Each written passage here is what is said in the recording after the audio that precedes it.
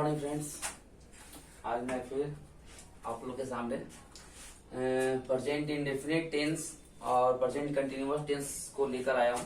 Present indefinite tense में कौन कौन से हमको किस तरह के सेंटेंस आएंगे उसके बारे में पढ़ना है, और प्रेजेंट कंटिन्यूअस टेंस में किस तरह के सेंटेंस होते हैं और कैसे बनाए जाते हैं, कैसे पहचान सकते हैं हम लोग, इस चीज के बारे में हम लोग पढ़ेंगे। पिछले वीडियो में मैंने आपको बताया है कि प्रेजेंट टेंस क्या होते हैं, कितने प्रकार होते हैं और हर टेंस के कितने कितने पार्ट होते हैं। ये मैं पिछले वीडियो में मैं आपको बता दिया हूँ, जो कि दो वीडियो में उसमें पिछले वीडियो में मैंने 2 वीडियो डाला हुआ है, जिसमें आपको एक संगीत के माध्यम से बताया गया है और एक नॉर्मली बताया गया है कि टेंस को कैसे पहचानेंगे। तो अगर ये वीडियो अगर नहीं समझ में आ रहा हो तो पहले वो वीडियो देख लेंगे, ताकि उसमें आपको पता चल जाए कि प्रेजेंट टेंस को पहचानेंगे कैसे, पास्ट टेंस को कैसे पहचानेंगे और फ्यूचर टेंस को कैसे पहचानेंगे। ठीक है, तो आज मैं प्रेजेंट टेंस, जो कि टेंस 3 प्रकार के होते हैं, प्रेजेंट, पास्ट और फ्यूचर। तो पहला टेंस जो होता है प्रेजेंट टेंस होता है, उसके मैं 2 पार्ट्स के आज बारे में बताऊंगा कि प्रेजेंट इंडेफिनिट टेंस क्या होते हैं, कैसे पहचाना जाता है और उसके स्ट्रक्चर क्या होते हैं और किस किस तरह के सेंटेंस प्रेजेंट इंडेफिनिट टेंस में आते हैं, उसके बारे में पढ़ूंगा और पढ़ाऊंगा। उसके बाद सेकंड है हमारा प्रेजेंट कंटिन्यूअस टेंस, इसको कैसे पहचानेंगे, स्ट्रक्चर क्या होता है, उसको इसमें कैसे कैसे सेंटेंस आते हैं, उसके बारे में हम लोग आज सीखेंगे। तो चलिए आज मैं वीडियो का स्टार्ट करता हूँ, जिसमें पहला दिया हुआ है प्रेजेंट इंडेफिनिट टेंस क्या होता है। प्रेजेंट इंडेफिनिट टेंस मतलब पहचान इसको कैसे करेंगे, कोई भी सेंटेंस है दिया हुआ तो पहले पता करेंगे कि पहले कौन सा टेंस का है। तो हूं है हो रहेगा तो समझ जाएंगे कि प्रेजेंट टेंस का है, और प्रेजेंट टेंस का है तो उसमें कौन सा टेंस है ये कैसे पता करेंगे। तो उसके लिए पहले दिया हुआ पहचान है। तो अगर प्रेजेंट इंडेफिनिट का होगा तो उसके लिए पहचान क्या होगा कि उस वाक्य के अंत में क्या होगा, ता है, ती है, ते है, क्या लगा हुआ रहेगा, ता है, ती है और ते है लगा हुआ रहेगा सेंटेंस के अंत में। तो आप समझ जाएंगे क्या है वो प्रेजेंट इंडेफिनिट टेंस है। जैसे इसका स्ट्रक्चर के लिखा हुआ है, जैसे मैं अंग्रेजी सीखता हूँ, लास्ट में आया ता हूँ, तुम हिंदी जानते हो, ते हूँ आया। इस तरह समझ जाएंगे कि सेंटेंस किस टेंस का है, तो प्रेजेंट इंडेफिनिट टेंस का है। इसका नोट में लिखा हुआ है कि सेंटेंस में जितने भी आप सेंटेंस बनाएंगे, इसमें आपको हेल्पिंग वर्ब के रूप में सेंटेंस को पूरा अर्थ क्लियर देने के लिए इसमें हेल्पिंग वर्ब के रूप में किसे यूज किया गया है, डू और डच का, जो कि मैंने आपको एक नोट में लिख दिया गया। तो हम लोग आते हैं इंट्रोगेटिव। पहला जो सेंटेंस होता है, हर टेंस के पार्ट में 5 तरह का सेंटेंस होते हैं, जिसमें पहला है अफर्मेटिव सेंटेंस, दूसरा नेगेटिव सेंटेंस, फिर इंट्रोगेटिव आपको पढ़ना है, फिर इंट्रोगेटिव प्लस नेगेटिव, फिर डब्ल्यूएच वाले वर्ड पढ़ने हैं। तो हम लोग आते हैं, पहला में दिया हुआ है हमारा अफर्मेटिव सेंटेंस। अफर्मेटिव सेंटेंस जिसको पॉजिटिव सेंटेंस भी आप लोग कर सकते हो। इसका स्ट्रक्चर क्या है कि सब्जेक्ट प्लस V1 या V5 प्लस ऑब्जेक्ट। तो यहाँ पे V1 या V5 आया, तो V1 क्या होता है, V5 क्या होता है, पहले मैं आपको बताना चाहता हूँ कि V1 क्या होते हैं, वर्ब के पहला रूप होता है, जो कि प्लूरल वर्ब होता है। ये प्लूरल वर्ब क्या होते हैं, तो प्लूरल वर्ब मतलब जो है प्लूरल वर्ब प्लूरल नाउन के साथ लगेंगे। इट मींस वी दे, आप लोग, यू, बॉयज, मतलब प्लूरल नाउन्स, ये सभी शब्द के साथ आपको क्या होगा, V1 का ये होगा। इट मीन्स वर्ब का पहला रूप, जो वैसे आना या जाना, जो भी मीनिंग होता है, स्पेलिंग होता है, गो मतलब आना, बस वो आपका जो है जाना, तो गो, आना, कम, ये जो भी है ये वर्ब का पहला रूप हो गया, जो कि प्लूरल वर्ब कहलाता है, प्लूरल नाउन के साथ यूज होते हैं। V5 का मतलब वर्ब का 5वां रूप, जिसमें आपका ये क्या होता है, ये सिंगुलर वर्ब होते हैं, जिसमें एस या ईएस लगा के इसको सिंगुलर बनाया जाता है। ये सिंगुलर नाउन और सिंगुलर नाउन के साथ ही लगते हैं। जैसे वह क्या हो गया, सिंगुलर हो गया, तो वह के साथ V5 लगेगा, वह जाता है, ही गोज, इस तरह से। ठीक है, तो V1 में आपका एस नहीं होता है, V5 में एस वर्ब में के अंत में लगे होते हैं। आइए इसके बाद मैं पहले बताना चाहूंगा कि एग्जाम्पल क्या है। पहला, मैं अंग्रेजी सीखता हूँ, मैं अंग्रेजी सीखता हूँ, यहाँ पे सब्जेक्ट क्या हो गया, पहले यहाँ पे एक चीज और पढ़ना है हमें, सब्जेक्ट, वर्ब और ऑब्जेक्ट दिया हुआ है। तो सब्जेक्ट कैसे पहचानेंगे, तो सब्जेक्ट क्या होता है, सब्जेक्ट का मतलब होता है कर्ता, हिंदी में क्या इसको बोलते हैं, कर्ता। ठीक है, कर्ता, इसको ऐसे बोला जाता है, ये होता है सब्जेक्ट मतलब कर्ता। कर्ता क्या होता है, जिसको हम लोग डूअर बोलते हैं, क्या बोलते हैं, डूअर। डूअर मतलब करने वाला, डू मतलब करना और अर मतलब वाला, मतलब अर्थात करने वाला। जो भी सेंटेंस में जो भी काम कर रहा है, जो मेन काम कर रहा है, काम करने वाला है, दैट इज कॉल्ड सब्जेक्ट, उसे क्या बोलेंगे, सब्जेक्ट। तो इस तरह से हम लोग आज सब्जेक्ट जानेंगे। उसका वर्ब कैसे पहचानेंगे, वर्ब को पहचानने के लिए दिया हुआ है, वर्ब मतलब होता है क्रिया, जो हमें जिस वर्ड से आपको पता चले कि कोई काम हो रहा हो, तो उसे हम बोलेंगे क्रिया। ऐसा पहचानने के लिए मेरा ट्रिक है अपना, जिस वर्ड के अंत में, एक्शन वर्ड के अंत में आपका ना रहेगा, क्या रहेगा, ना रहेगा तो समझ जाना वो क्या है, वर्ब। अब दिमाग मत लगाना है, बच्चे लोग दिमाग लगा देते हैं सर नाना, ना तो आ रहा है सर, ये वर्ब है, ये वर्ब नहीं है, ठीक है। तो नाना, मैना, ये सब वर्ब नहीं है। मतलब था जिस वर्ड से हमें कोई काम करना, कोई काम होता हो जिसे पता चल जाता, जैसे आना, जाना, रोना, खाना, पीना, बोलना, हंसना, सब में ना आ रहा है ना, ये आपके क्या होंगे, वर्ब होंगे। ऑब्जेक्ट क्या होता है, जिसका क्रिया का प्रभाव जिस चीज पर पड़ता है वो क्या होते हैं, ऑब्जेक्ट अर्थात कर्म होता है। तो आइए, मैं अंग्रेजी सीखता हूँ, तो यहाँ पे सीखने का काम कौन कर रहा है, मैं। तो मैं क्या हो गया, सब्जेक्ट, तो यहाँ पे लिख देंगे आई, और उसका वर्ब के रूप में क्या हो गया, वर्ब के रूप में हो गया सीखना, क्या है, वर्ब है। तो सीखना का मीनिंग क्या होगा, लर्न, आई लर्न। और अंग्रेजी का मीनिंग क्या होता है, English, I learn English, okay. दूसरा है तुम हिंदी जानते हो, तुम हिंदी जानते हो, तो तुम का मीनिंग क्या हो गया, यू, यू, देखिए। तो यहाँ पे यू हो गया, और उसके बाद फिर वर्ब है, वर्ब। तो जानना क्या हो गया आपका, यहाँ पे जानना वर्ब हो गया। तो यू, और जानना का मीनिंग होता है नो, यू नो। और हिंदी जानते हो ना, तो यू नो हिंदी। इस तरह से आपका सेंटेंस ये दोनों तरह का बनाने के लिए आप लोग सीखे। पानी है,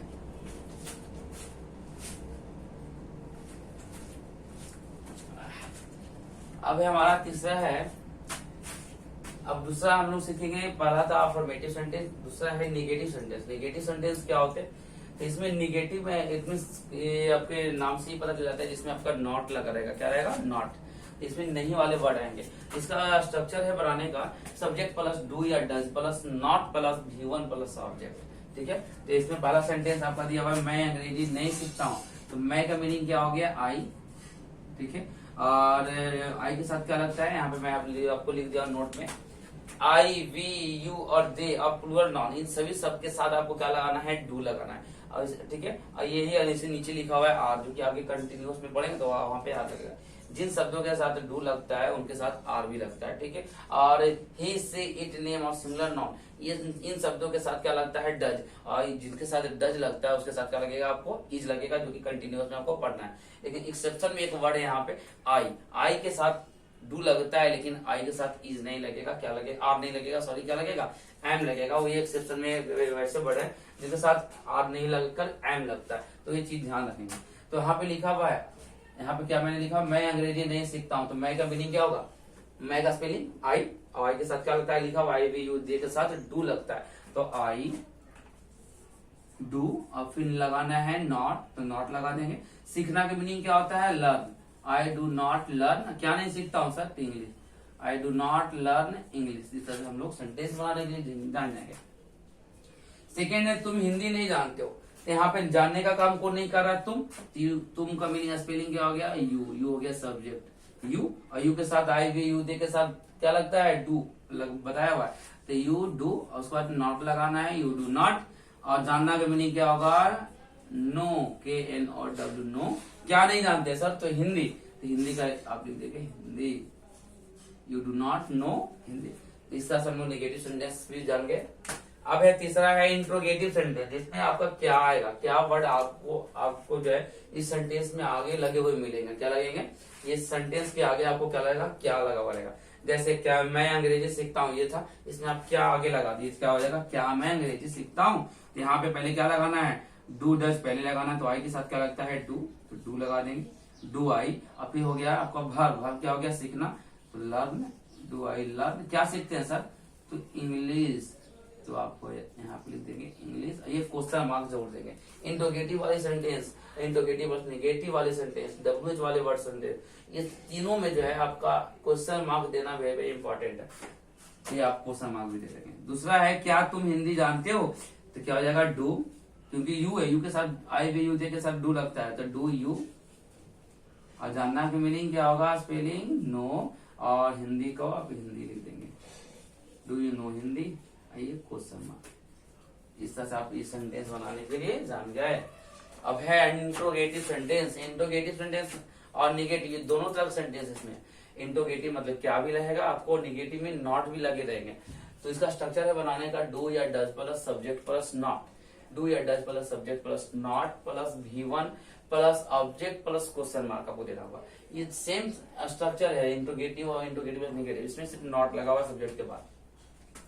पहला सेंटेंस दिया हुआ है क्या मैं अंग्रेजी नहीं सीखता हूँ, तो क्या क्या लगा हुआ है, तो आई के साथ क्या लगता है, डू, तो डू आई, उसके बाद सब्जेक्ट के बाद नॉट लगाना है तो नॉट लगा देंगे, डू आई नॉट, और सीखना का learn, do I not learn क्या इंग्लिश नहीं सीखता हूँ, तो इंग्लिश, ये क्वेश्चन मार्क। सेकेंड है तुम, क्या तुम हिंदी नहीं जानते हो, तो तुम यू होता है, यू के साथ डू लगता है, तो डू यू नॉट, और जानना का मीनिंग क्या होता है, स्पेलिंग सर सॉरी, तो नो, और क्या नहीं जानते हिंदी, तो do you not know Hindi, ये क्वेश्चन मार्क। इस तरह से आप ये सेंटेंस सीख गए।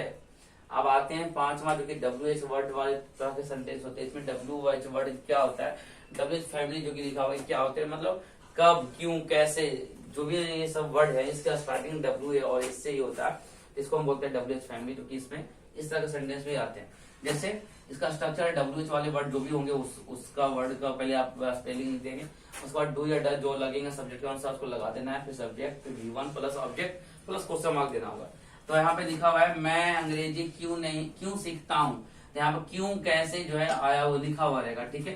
तो क्यों का स्पेलिंग क्या होता है, क्यों का होता है WHYY, और यहाँ पे मैं है तो मैं के साथ डू या डज क्या लगेगा, डू, वेरी गुड, डू, और आई का आई, वाई डू आई, और सीखना वर्ब हो गया, वर्ब का पहला रूप, तो लर्न, क्या सीखते हैं, English, do I learn English, why do I learn English. इसका सेंटेंस क्लियर हो गया।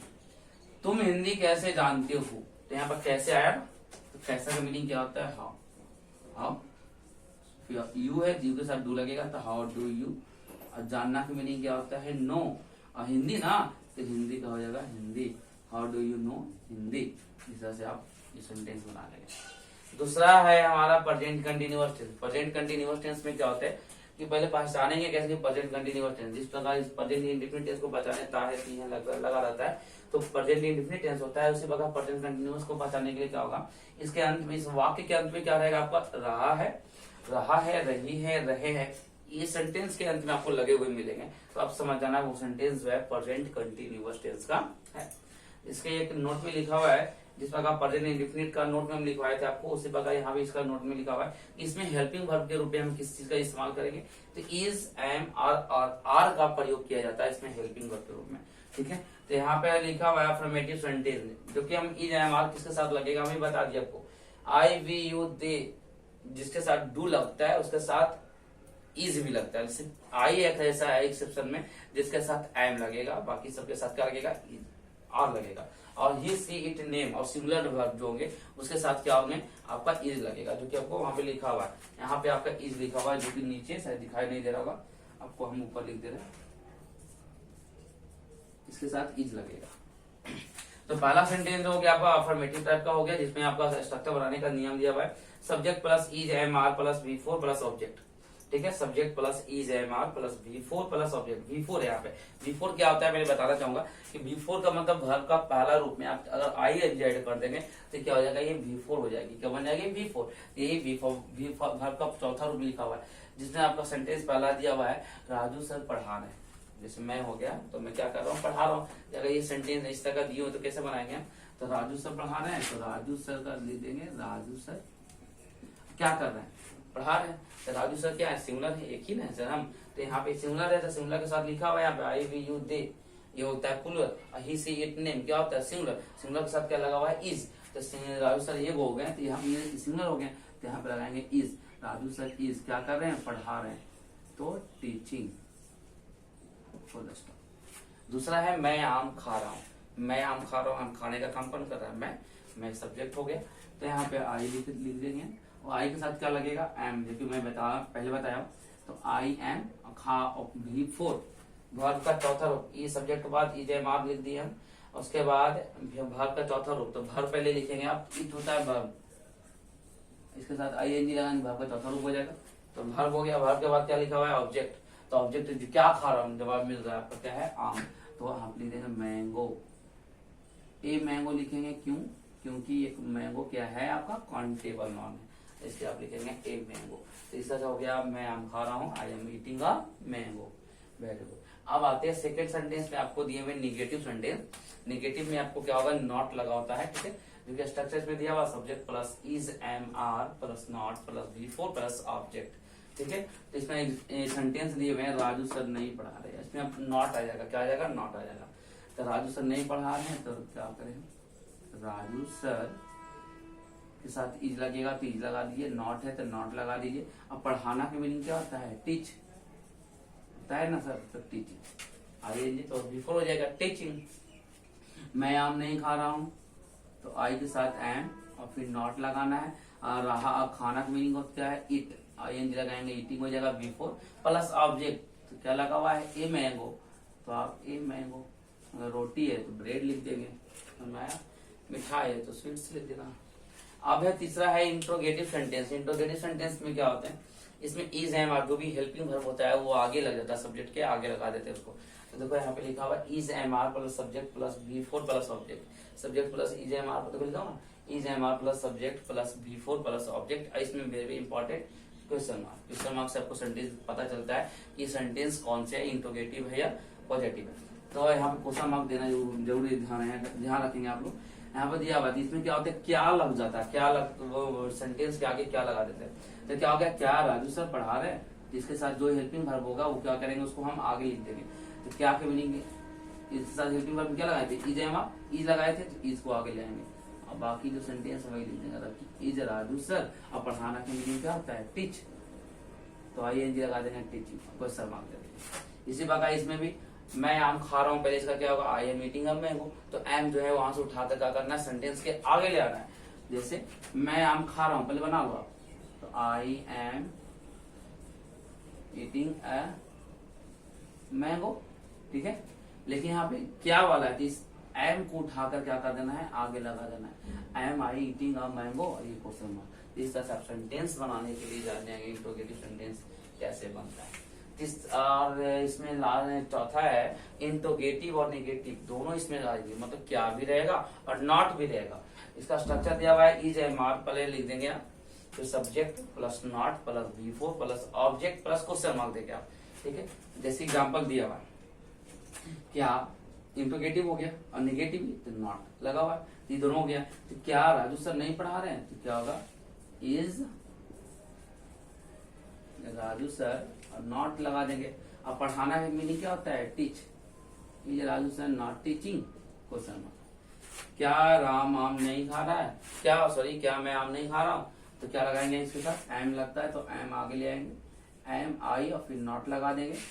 एम आई नॉट वर्ब का चौथा रूप, खाना का मीनिंग क्या होता है, ईट, ING लगाएंगे, ईटिंग, क्या नहीं खा रहे हैं, आम, तो ए मैंगो, आइए क्वेश्चन मार्क।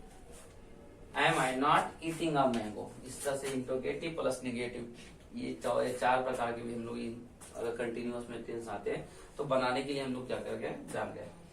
अब आते हैं हमारा पांचवा दिया हुआ है, WH वाले वर्ड को हम कैसे सेंटेंस में यूज करते हैं, उसको कैसे बनाते हैं। उसका इसका स्ट्रक्चर दिया हुआ WH family plus is am are plus subject plus before plus object plus question mark. WH family में क्या होता है पहले बता दिया कि WH वाले जो भी वर्ड होते हैं, जैसे what, where, why, when, how, ये सब जितने वर्ड होते हैं वो आप WH वर्ड वाले फैमिली में आते हैं।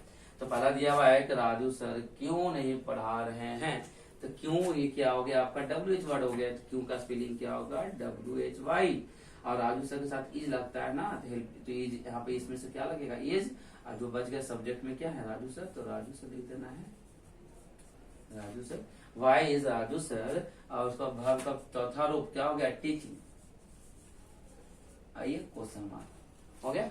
ऑब्जेक्ट नहीं है, अगर रहता है इंग्लिश नहीं पढ़ा रहे थे, टीचिंग इंग्लिश, हिंदी नहीं पढ़ा रहे, टीचिंग हिंदी होगा, ठीक है। ऑब्जेक्ट नहीं है, छोड़ दीजिए। मैं आम कैसे खा रहा हूँ, तो कैसे ये क्या होगा, WH वर्ड, तो कैसे का क्या होगा, हाउ, और आई के साथ एम लगता है, हाउ एम आई, और खाना का क्या होगा, ईटिंग, क्या खा रहे हैं, मैंगो ना, तो ईटिंग अ मैंगो, ये क्वेश्चन मार्क। इस तरह से आप लोग क्या सीख गए, आज आप लोग ने सीख गया है प्रेजेंट इंडेफिनिट टेंस में कौन कौन से किस किस तरह का सेंटेंस आते हैं, उसको कैसे बनाया जाता है, ये मैं आपको बता दिया हूँ, ठीक है। और प्रेजेंट कंटिन्यूअस टेंस को कैसे पहचानेंगे, उसको बनाने का नियम क्या होता है, और किसमें किस किस तरह का सेंटेंस आते हैं, मैं ये सारे चीज आपको क्या कर दिया हूँ, बता दिया हूँ। तो अगर ये सारे अगर चीज अच्छे लगे हो या कहीं पे कंफ्यूजन हो रहा हो तो आपको वीडियो को पॉज करके वहाँ पे स्क्रीनशॉट लेकर सारी चीज को देखकर एक बार समझेंगे। एक बार नहीं आ रहा तो दूसरा बार पुनः फिर से देखेंगे। तो उम्मीद करता हूँ कि देखने से 2 बार 3 बार देखने से आपको पूरा माइंड में सेटअप हो जाएगा। अगर ये वीडियो अच्छा लगा हो तो ये लाइक और सब्सक्राइब करना ना भूले। अब मैं आपको अगले वीडियो लेके आऊंगा प्रेजेंट परफेक्ट और प्रेजेंट परफेक्ट कंटिन्यूअस टेंस का। तो चलिए दोस्तों, थैंक यू।